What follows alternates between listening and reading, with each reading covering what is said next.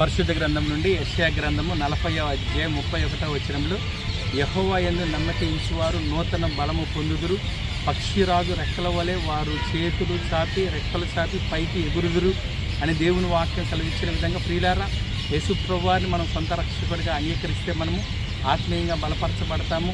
పక్షిరాజు వలె మనము నూతనమైన బలం పొందుకుంటాము, యవనస్తుల వలె ఉంటాము.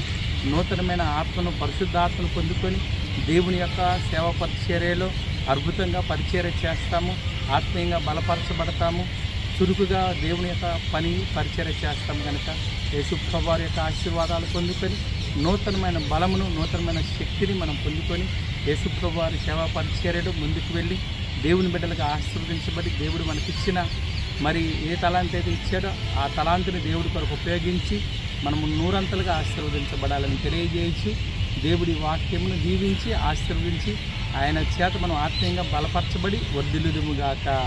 ఆమేన్.